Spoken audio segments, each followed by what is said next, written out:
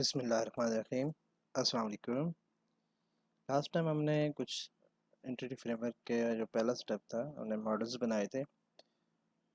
अभी उनको entity framework के रूल्स के मुताबिक बनाना है ताकि वो हमारे लिए डेटाबेस क्रिएट कर दें और डेटाबेस में टेबल्स वगैरह भी हमारी मर्ज़ी से बना दें। सबसे पहले यहाँ पे हमने कुछ रूल्स ज़हन में रखने हैं। डेटाबेस में कुछ रिलेशंस होते हैं जो कॉमनली मशहूर हैं। एक होता है one to many relation, one to N, जिसे हम वन टू मैनी कहते हैं, N to N, many to many और वन टू वन। ये तीन होते हैं। ज़्यादा जो यूज़ होता है वो वन टू एन होता है, वन टू मैनी रिलेशन होता है।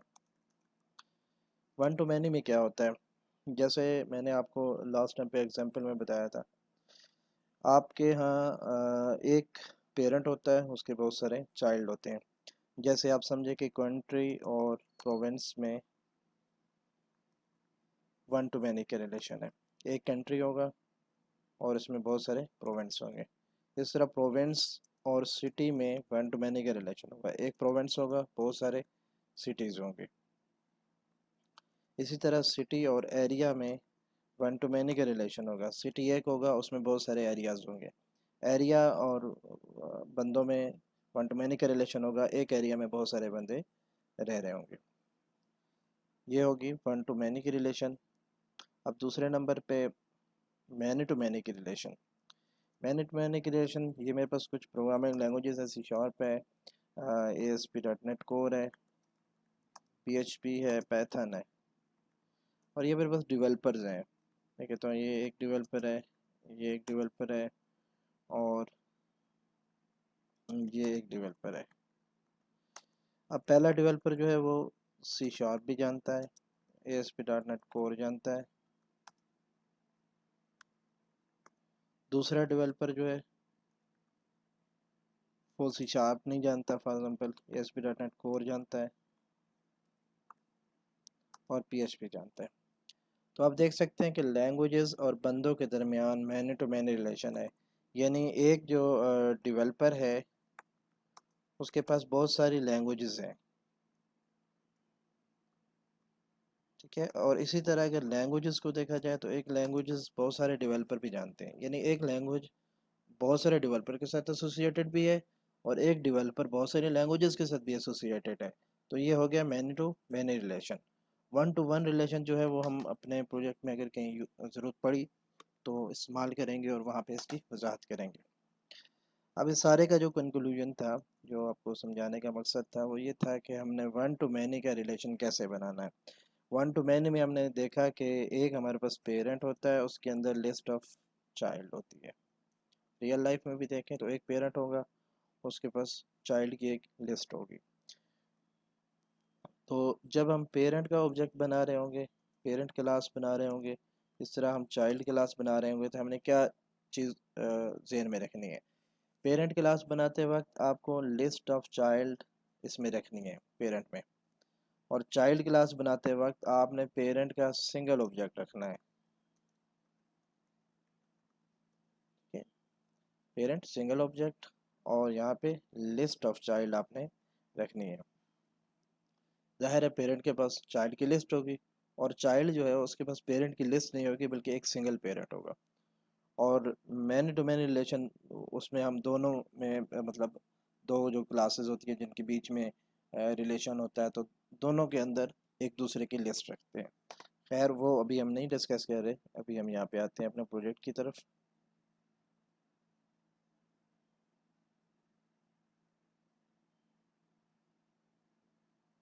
सबसे पहले हमारे पास कैटेगरी है, तो कैटेगरी में हमने जो भी चीज़ बनानी थी बना ली। अब हम यहाँ पे आते हैं, इस कैटेगरी के अंदर क्या चीज़ होगी, प्रोडक्ट्स होंगी। तो प्रोडक्ट्स इसकी चाइल्ड है। वन टू मैनी का रिलेशन है कि एक कैटेगरी के अंदर बहुत सारी प्रोडक्ट्स होंगी। कैटेगरी क्या हो सकती है, कैटेगरी हो सकती है जैसे कंप्यूटर्स, उसके अंदर बहुत सारे कंप्यूटर आ जाएंगे। कैटेगरी का नाम होगा मोबाइल फ़ोन्स, उसके अंदर डिफरेंट ब्रांड के बहुत सारे मोबाइल फ़ोन्स आएंगे। तो यहाँ पे मैं रखता हूँ लिस्ट ऑफ प्रोडक्ट, और उसका नाम दे देता हूँ प्रोडक्ट्स। ये मैंने पहला स्टेप पूरा कर लिया कि मैंने पेरेंट के अंदर चाइल्ड की लिस्ट रख दी। अब मैंने चाइल्ड क्लास में जाना है, पेरेंट का सिंगल ऑब्जेक्ट रखना है। तो ये यहाँ पे F12 प्रेस करूँगा तो वो प्रोडक्ट पे चला जाएगा खुद ब खुद, या फिर प्रोडक्ट वाली क्लास पे यहाँ पे क्लिक कर लूँगा। यहाँ पे आ गई। यहाँ पे मैंने पेरेंट का सिंगल ऑब्जेक्ट रखना है। अच्छा, इनको हम कहते हैं नेविगेशन प्रॉपर्टीज़। ये जो हम सिंगल ऑब्जेक्ट के लिस्ट रख रहे हैं ना, इसको नेविगेशन प्रॉपर्टीज़। और डॉट नेट कोर में जितनी भी नेविगेशन प्रॉपर्टी होंगी वो आपको वर्चुअल रखनी होंगी एंटिटी फ्रेमवर्क कोर में। तो यहाँ पे इसके साथ मैं वर्चुअल भी लगा लेता हूँ, वर्चुअल लिस्ट ऑफ प्रोडक्ट। और इसी तरह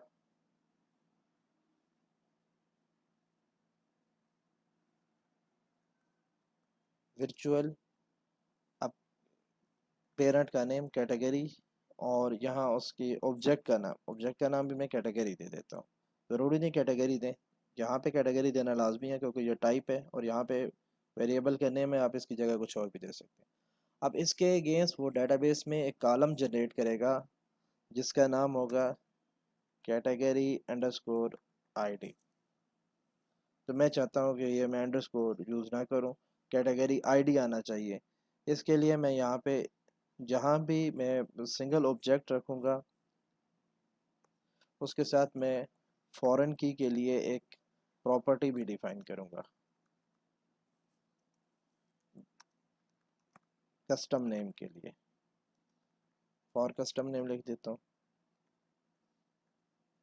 फॉरेन की प्रॉपर्टी फॉर कस्टम नेम। उसमें मैंने क्या करना है, मैंने कैटेगरी को देखना है कि कैटेगरी की आईडी मैंने क्या रखी थी। कैटेगरी की आईडी मैंने इंटीजर में रखी हुई है, तो यहाँ भी मैं इंट कैटेगरी आईडी, ये जो नाम है इसके साथ ही आईडी लगा दिया।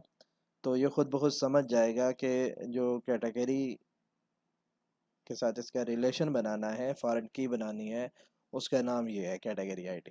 लेकिन यहाँ पे अगर मैं कोई और नाम रखता हूँ तो ये नहीं पहचानेगा। ठीक है, तो इसी नाम के आगे मैं आईडी लगाऊंगा, पहचान लेगा। लेकिन फॉर एग्जाम्पल मैं कोई और नाम रखना चाहता हूँ, या इसके साथ मुझे यकीन नहीं है कि पता नहीं इसको पहचानेगा या नहीं पहचानेगा, तो मैं खुद से यहाँ पे एक एनोटेशन टैग लगाऊंगा फॉरेन की का।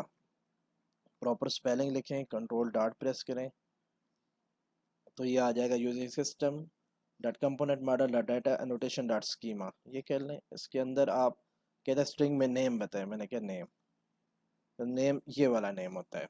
यहाँ पे जो आपने नाम लिखा, तो ये आप देखें कि ये एक ग्रुप बन गया पूरा, यहाँ से लेके यहाँ तक। मैं इसको अलग कर देता हूँ ऐसे।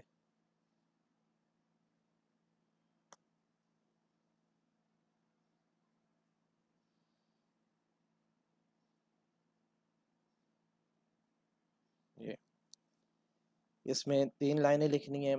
एक पेरेंट का ऑब्जेक्ट रखना है, एक फॉरेन की के लिए प्रॉपर्टी रखनी है, और उसके ऊपर फॉरेन की का एनोटेशन टैग लगाना है। हर एक में यही होगा।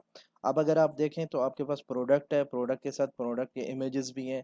एक प्रोडक्ट के मल्टीपल इमेजेस होंगे, तो आपने क्या करना है, इमेजेस की लिस्ट प्रोडक्ट के अंदर रखनी है। लिस्ट ऑफ प्रोडक्ट इमेज, नाम मैं इसको इमेजेस दे देता हूँ, और वर्चुअल रखना है। अब प्रोडक्ट इमेज में जाते हैं, ये तो पेरेंट में हमने रख लिया। तो इसमें हमने वही 3 काम करने हैं। एक हमने पेरेंट का सिंगल ऑब्जेक्ट चाइल्ड में रखना है, वर्चुअल पेरेंट, इसका नाम है प्रोडक्ट, और यहाँ पे प्रोडक्ट, ये आ गया। इसके बाद हमने इसके ऊपर एक फॉरेन की के लिए प्रॉपर्टी भी रखनी है। तो प्रोडक्ट की आईडी भी इंटीजर में है, तो मैं इंट में यहाँ पे आईडी रखूँगा, उसका नाम रख दूंगा प्रोडक्ट आईडी। और इसके ऊपर फिर एनोटेशन टैग लगाना होता है फॉरेन की का, फॉरेन की, और उसका नाम वही देना है जो नीचे विजुअल प्रॉपर्टी का नेम दिया है, प्रोडक्ट। अब हम आ जाते हैं बुलाग की तरफ। बुलाग में देखें कि ऐप यूज़र आईडी आपने यूज़र भी बनाया हुआ है, और यूज़र की आईडी यहाँ पे रखी हुई है। तो एक यूज़र के बहुत सारे बुलाग हो सकते हैं। ठीक है, तो हमने यूज़र के अंदर जाके लिस्ट ऑफ बुलाग रख देनी है, वर्चुअल लिस्ट ऑफ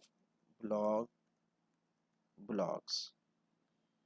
अच्छा, इनमें दोनों में से एक काम कर लें तो भी हो जाता है। मतलब आप नेविगेशन प्रॉपर्टीज़ जो है पेरेंट और चाइल्ड दोनों में रख रहे हैं, अगर आप सिर्फ पेरेंट में लिस्ट रख दें चाइल्ड की तो भी डेटाबेस चल जाएगा और प्रॉपर काम कर लेगा। और अगर आप चाइल्ड में एक पेरेंट का सिंगल ऑब्जेक्ट और फॉरेन की के लिए प्रॉपर्टी लगा दें तो भी काम चल जाएगा, वो इसके अगेंस्ट खुद ही लिस्ट बना लेगा पेरेंट। लेकिन जब आपको एक्सेस करना होगा कि इस यूज़र के सारे ब्लॉक दें तो आपको क्यूरी लिखनी होगी। तो आपको ज़्यादा आसानी के साथ ये होगा कि जब आप दोनों तरफ प्रॉपर्टीज़ रखेंगे तो नेविगेशन प्रॉपर्टीज़ में आपको डाटा बहुत आसानी से मिलेगा। इस वजह से हम ये दोनों तरफ रख रहे हैं। ये मैंने यहाँ पे लिस्ट ऑफ ब्लॉग रख दी। अब ब्लॉग के अंदर एक सिंगल ऑब्जेक्ट रखना है हमने, वर्चुअल रखना है, ऐप यूज़र, नाम उसको यूज़र दे देता हूँ या राइटर दे देता हूँ। और यहाँ ऐप यूज़र आईडी लिखा हुआ है तो इसको मैं फिर राइटर आईडी कर देता हूँ और इसके ऊपर अनोटेशन टैग लगा देता हूँ फॉरेन की का।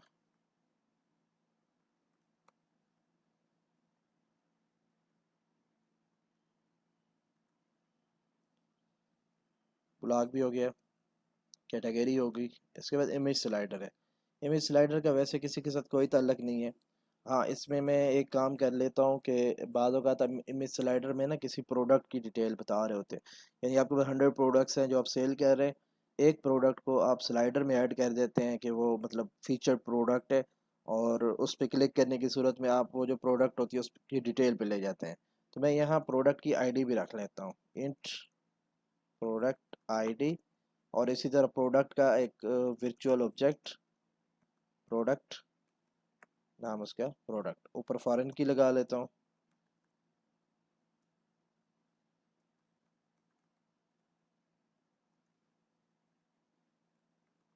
अब आप समझ गए होंगे कि मैंने इधर अगर सिंगल ऑब्जेक्ट रखा तो इसके अगेंस्ट मुझे इमेज स्लाइडर की लिस्ट रखनी होगी प्रोडक्ट के अंदर। प्रोडक्ट इसका पेरेंट है, इसमें list of image slider, virtual list of image slider, और नाम इसको स्लाइडर, स्लाइडर्स करते हैं बस। अब ज़रूरी नहीं कि हर इमेज स्लाइडर जो है वो प्रोडक्ट को क्लिक करने पे प्रोडक्ट पे लेके जाना हो, कुछ पे हमें कहीं और भी ले जाना पड़ सकता है। और ये भी हो सकता है कि कुछ पे क्लिक करने का ऑप्शन ही ना हो, तो जिन पे क्लिक करने की ज़रूरत में हमने प्रोडक्ट पे लेके जाना है उनके लिए प्रोडक्ट आईडी रख दी। जिन पे क्लिक करने के लिए किसी यूआरएल पे लेके जाना है तो यूआरएल रख दी। अगर यूआरएल आ रही होगी तो हम यूआरएल पे जाएंगे, नहीं आ रही होगी तो जो प्रोडक्ट सेलेक्टेड होगी उस पे जाएंगे। और प्रोडक्ट भी सिलेक्टेड नहीं होगी, यूआरएल भी नहीं होगी, तो वो जस्ट डिस्प्ले के लिए होगा, उसकी क्लिक पे कुछ भी नहीं करना। लेकिन ये इंटीजर तो हमेशा रिक्वायर्ड होता है। मैंने बताया था आपको, एक वैल्यू टाइप होता है, एक रेफरेंस टाइप। वैल्यू टाइप वो जिसमें स्टार्ट और एंड एक लिमिट होती है जिसके बीच में से आपको वैल्यू दे सकते हैं, यानी कि एक मिनिमम वैल्यू एक मैक्सिमम वैल्यू, जिसमें तमाम इंटीजर्स, न्यूमेरिक वैल्यूज़ और डेट टाइम, बुलियन, ये सारे आपके वैल्यू टाइप होते हैं। तो इंट में भी आप लाजमन कोई वैल्यू भेजेंगे, अदरवाइज ज़ीरो जा रही होगी, और ज़ीरो पे तो कोई प्रोडक्ट एग्जिस्ट नहीं कर रही होगी। इसलिए हम इसको नल लेवल रखेंगे कि प्रोडक्ट की आईडी अगर आ रही है तो ले लें, नहीं आ रही तो ज़ीरो नहीं भेजना बल्कि नल भेजना है। इसके बाद हमारे पास ऑर्डर आ गया। ऑर्डर में आप देखें कि कौन से यूज़र ने हमें ऑर्डर भेजा, ये। तो ये हम कस्टमर ऐप यूज़र आईडी के बजाय इसको हम कस्टमर आईडी कह देते हैं, कस्टमर आईडी। और नीचे एक वर्चुअल ऑब्जेक्ट बनाते हैं कस्टमर का, वर्चुअल ऐप यूज़र टाइप का होगा, नाम उसका होगा कस्टमर। उसी तरह हमने 3 लाइनें पूरी करनी है, फॉरेन की लगानी है,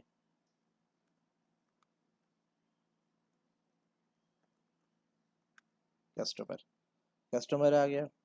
इसके बाद हमारे पास जो है ऑर्डर डिटेल है। एक ऑर्डर के अगेंस्ट बहुत सारी डिटेल होगी, तो ऑर्डर पेरेंट है, डिटेल उसकी चाइल्ड है, फिर हम उसमें वर्चुअल लिस्ट रखेंगे, list of order detail, details. और नीचे जो है हमने ऑर्डर का सिंगल ऑब्जेक्ट रखना है। जैसे हमने ये ऑर्डर आईडी रखा, तो बेसिकली जो भी हम फॉरेन की रखना चाहेंगे उसको हम 3 लाइनें वहाँ पे लिखेंगे। एक प्लेन प्रॉपर्टी जो भी है आईडी उस तरह की, जैसे ये ऑर्डर आईडी है, दूसरा हमने उस टाइप का ऑब्जेक्ट रखना है, वर्चुअल ऑर्डर, नाम भी इसका मैं ऑर्डर ही रख देता हूँ। और तीसरा इसके ऊपर अनोटेशन टैग लगाना है फॉरेन की का, और फॉरेन की में इसी नीचे वाली प्रॉपर्टी का नेम लिखना है। अब प्रोडक्ट है, इसी तरह प्रोडक्ट के साथ भी हम कहते हैं वर्चुअल प्रोडक्ट, प्रोडक्ट फॉरेन की में प्रोडक्ट। नेक्स्ट हमारे पास प्राइस है, quantity, send quantity, require, user remarks, admin remarks. इनको हम फॉरेन की नहीं लगा रहे, ये तो हम प्लेन स्ट्रिंग में ले रहे हैं, फॉरेन की नहीं है। इसके बाद हमारे पास ये प्रोडक्ट है, प्रोडक्ट में भी कर लिया। ये हमारा काम जो है कंप्लीट हो गया। हमें डेटाबेस में जिस तरह के टेबल रिक्वायर्ड थे उनका ये रिलेशन प्रॉपरली बन गया। आज की वीडियो शायद ज़्यादा लंबी ना हो, लेकिन इम्पोर्टेंट बहुत है। इसको आपने बार बार देख के समझना है, और क्लियर ना हो तो आपने मुझसे डिस्कस करना है। पहले स्टेप पे हमने मॉडल फाइनलाइज कर लिए जिस तरह के हमें रिक्वायर्ड थे, रिलेशन बना लिया सारे। अब दूसरे स्टेप पे हमने डेटाबेस को फाइनल करना। अगर आप एसक्यूएल सर्वर इंस्टॉल कर चुके हैं तो ठीक है, अगर नहीं कर चुके तो एसक्यूएल सर्वर इंस्टॉल करने का प्रोसीजर भी मैं शेयर कर दूंगा। आपने एसक्यूएल सर्वर इंस्टॉल करना है और मैनेजमेंट स्टूडियो भी इंस्टॉल करना है। तो एसक्यूएल सर्वर मैनेजमेंट स्टूडियो लिखेंगे, आपके पास ये आ जाएगा मैनेजमेंट स्टूडियो। यहाँ पे आप कनेक्ट करेंगे इसको, ये कनेक्ट हो गया। ये हमारे पास डेटाबेसेस पहले से मौजूद हैं। अब हमने एक नया डेटाबेस बनाना है, तो डेटाबेस वगैरह हर चीज़ हम यहाँ से बनाएंगे। हमारे पास इसमें ऐप सेटिंग डॉट जेसन के नाम से एक फ़ाइल है, इसमें हमने कनेक्शन स्ट्रिंग देनी है। ये हमारे पास जेसन ऑब्जेक्ट है, जेसन अभी हमने पढ़ा नहीं है, लेकिन चलो जेसन पढ़ेंगे तो उसकी भी समझ आ जाएगी।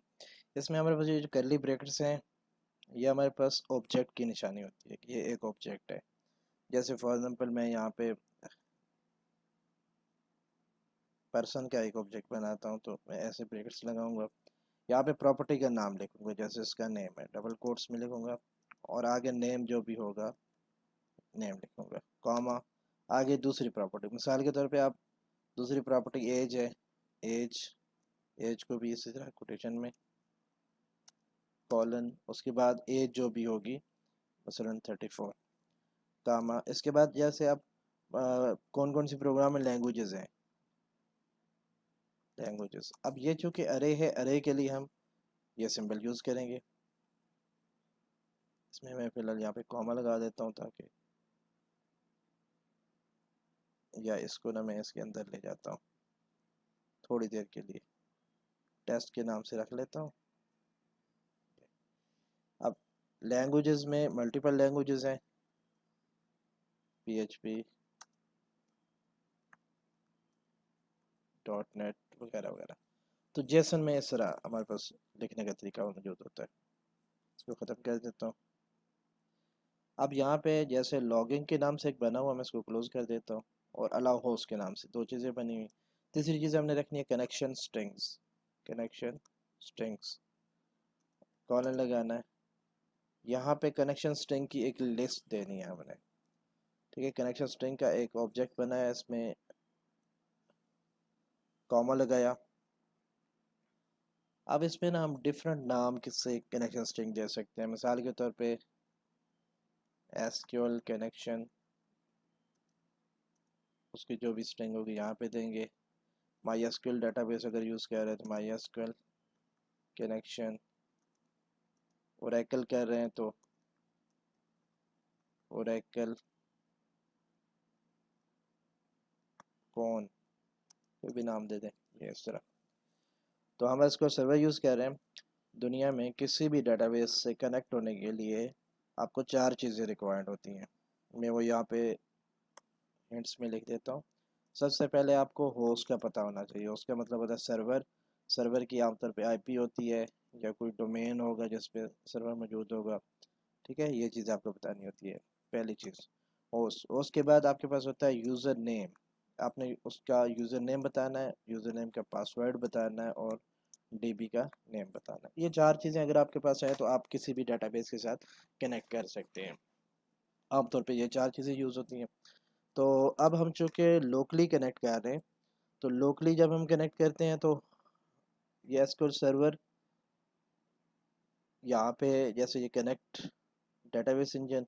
तो ये देखें, ये आपसे पूछ रहा होता है सर्वर का नेम, ये विंडोज़ ऑथेंटिकेशन है। मैं यहाँ पे एसक्यूएल ऑथेंटिकेशन लगाता हूँ तो ये देखें लॉगिन आईडी पासवर्ड पूछ रहा है।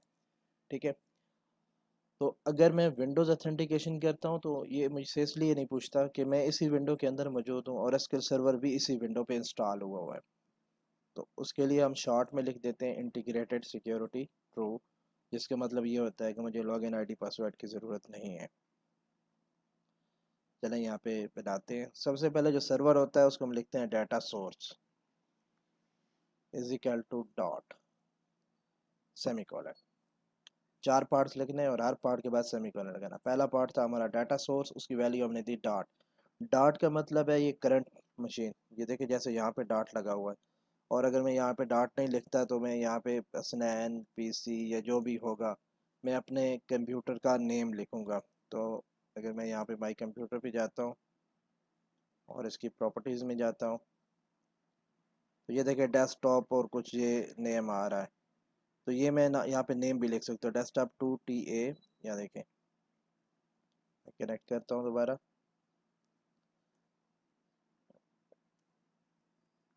Desktop -2TA UR9U UR9U।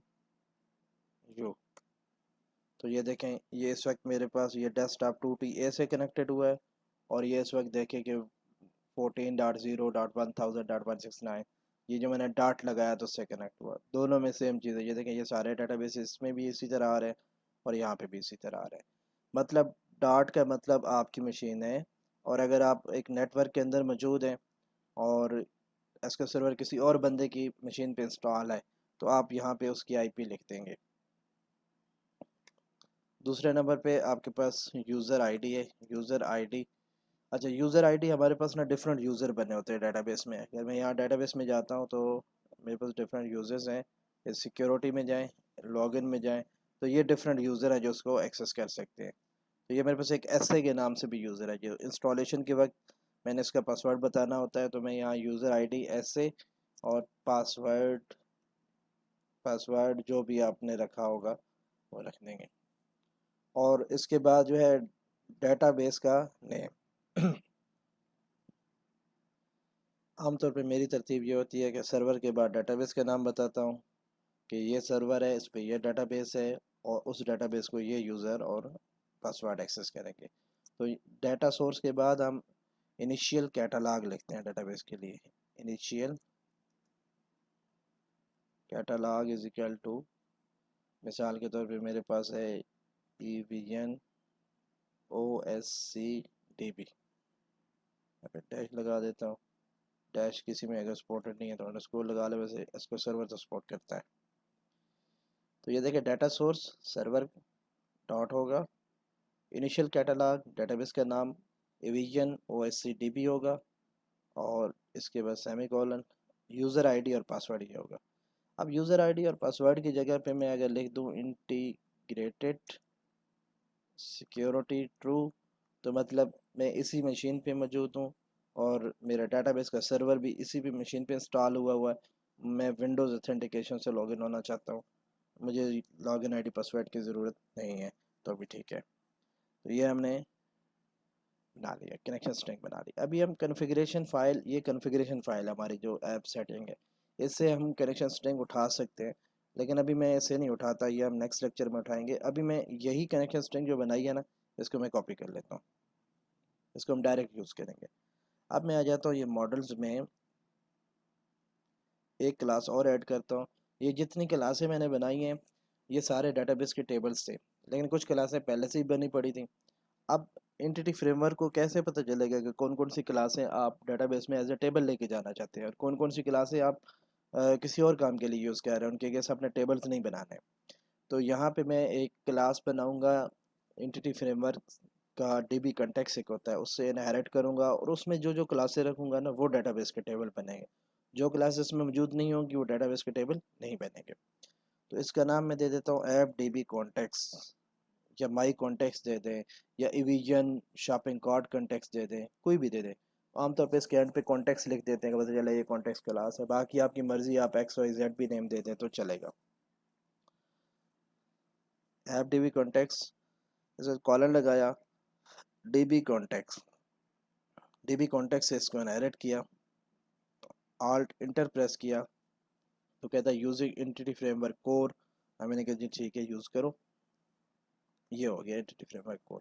अब इसके अंदर मैंने इन तमाम क्लासेस के ऑब्जेक्ट्स रखने हैं जिनको मैं डेटाबेस में टेबल बनाना चाहता हूँ, ठीक है, वो वाले मॉडल।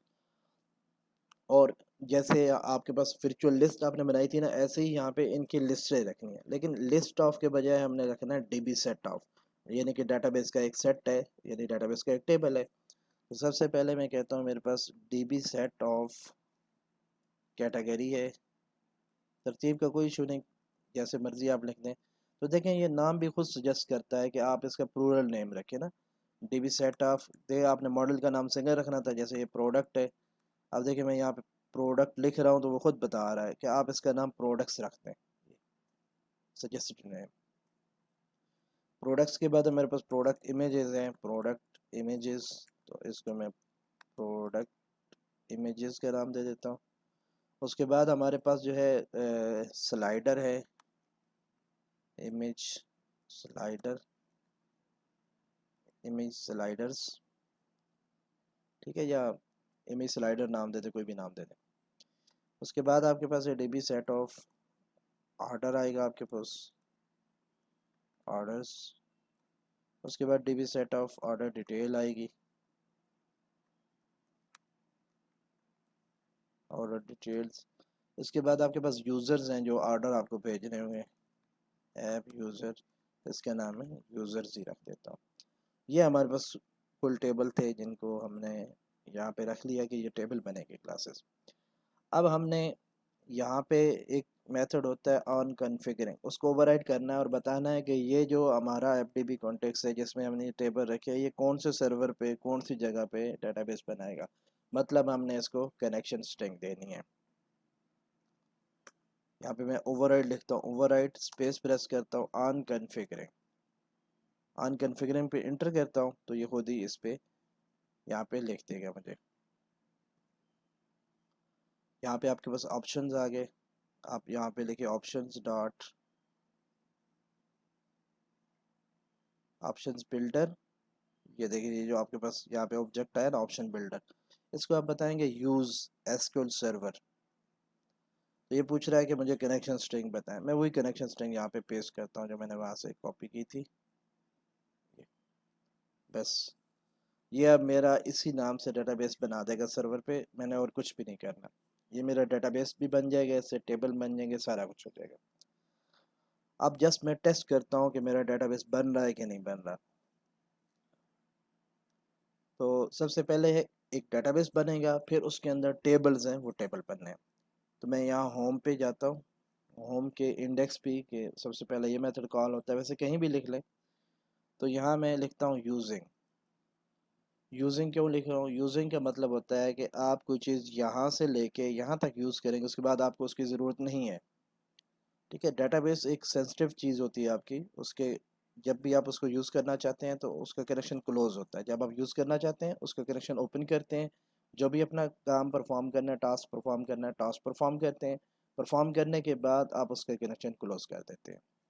तो जब हम डेटाबेस का ऑब्जेक्ट बनाते हैं ना ऐसे, चले मैं यूजिंग के बगैर बताता हूँ आपको पहले, var या app db context, db is equal to new app db context, ऐसे भी लिख सकते हैं।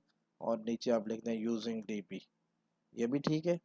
और आप चाहें तो आप इकट्ठा जो है यूजिंग के अंदर डायरेक्टली ही लिख दें कि using using var db is equal to new app db context, app db context का ऑब्जेक्ट बनाया और यहाँ पे यूजिंग के अंदर लिख दिया। अब मैं लिखता हूँ db dot database dot ensure created, ensure करें कि डेटाबेस क्रिएट हो गया है कि नहीं, ठीक है। कंट्रोल F5 प्रेस किया, मॉडल्स बन गए हैं, ऐप डीबी कॉन्टेक्स्ट बन गया है, उसके अंदर कनेक्शन स्ट्रिंग दे दी है। और अब जब इंश्योर करूँगा कि डेटाबेस बना है कि नहीं बना, तो ये फिर मुझे डेटाबेस बना के देगा।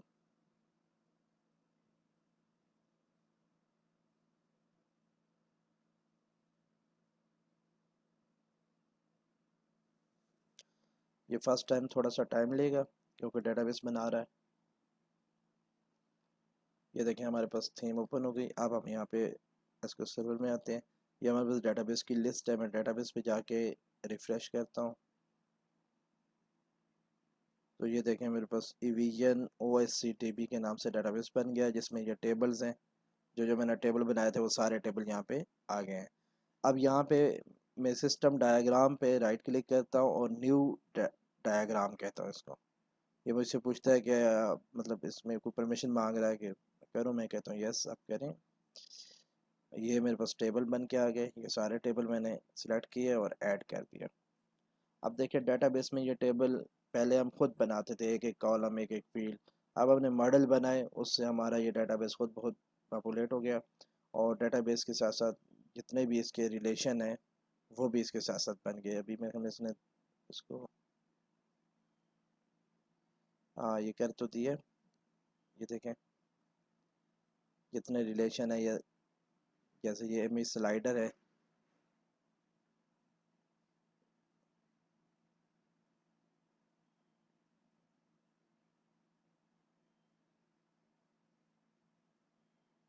ये देखें इसमें जो की होती है ना, ये जो गोल्डन कलर की आ रही है, इसको हम प्राइमरी की कहते हैं और ये 1 होती है। और दूसरे एंड पे इन्फिनिटी के साइन होता है कि उसके अंदर मैनी है, यानी 1 टू मैनी रिलेशन जो हम बनाते हैं ये वो चीज़ है। अब अगर आप देखें तो ये कैटेगरी के पास जो है ना ये की आ रही है। इसको मैं जूम करता हूँ थोड़ा सा, अगर मुझे इजाज़त देता है तो।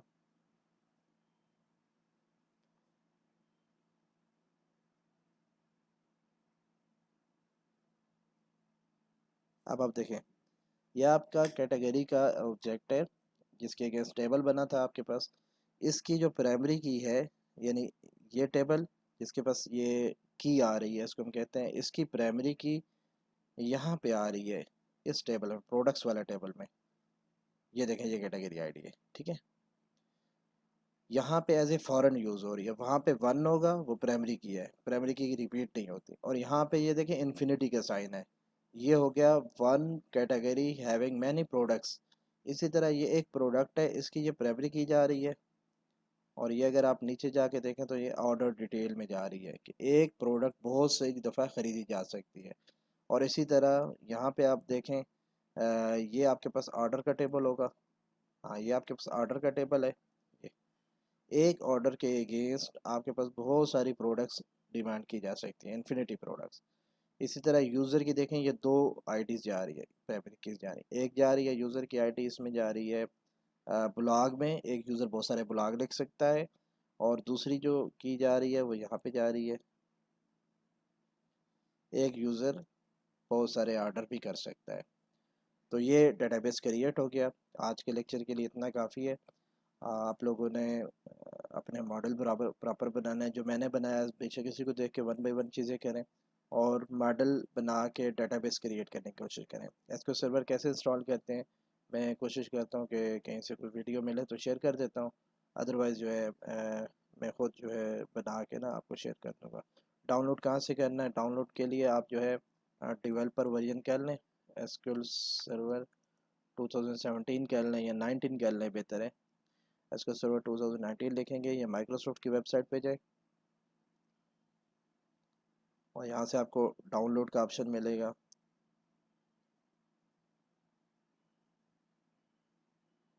ये ट्राई नाउ करें।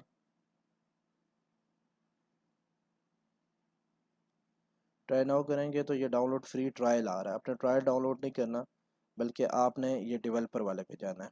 तो डेवलपर वाला जो है ये देखिए फुल फीचर्ड होगा, फ्री एडिशन होगा और इसको आप यूज़ कर सकते हैं। तो यहाँ से आपने ये डाउनलोड करना है एक चीज़। दूसरा आपने इसको सर्वर मैनेजमेंट स्टूडियो ये डाउनलोड करना है। तो ये भी माइक्रोसॉफ्ट की अपनी वेबसाइट से पहला लिंक जो आ रहा होगा, SSMS भी लिख सकते हैं इसको, सर्वर मैनेजमेंट स्टूडियो। और यहाँ से ये आपके पास डाउनलोड का ऑप्शन आ रहा है, डाउनलोड इसको सर्वर मैनेजमेंट स्टूडियो, इस पर क्लिक करें। ये आपके पास डायरेक्ट आ गया। यहाँ से आप डाउनलोड करें, इंस्टॉल करें। इसकी इंस्टॉलेशन साइलेंट इंस्टॉलेशन होती है, यानी ये आपसे ज़्यादा चीज़ें नहीं पूछता, बस आप बताते हैं कि किस डायरेक्टरी में इंस्टॉल करना, ओके कहते हैं, इंस्टॉल हो जाता है। लेकिन इसको सर्वर के कुछ स्टेप्स हैं मैं वो इंशाल्लाह शाम को दोबारा जो है ना अपनी मशीन पे इसको सर्वर इंस्टॉल करूँगा और उसकी वीडियो बना के आपको भेज दूँगा। आज के लेक्चर के इतना काफ़ी है, इजाज़त दीजिए। अल्लाह हाफ़िज़।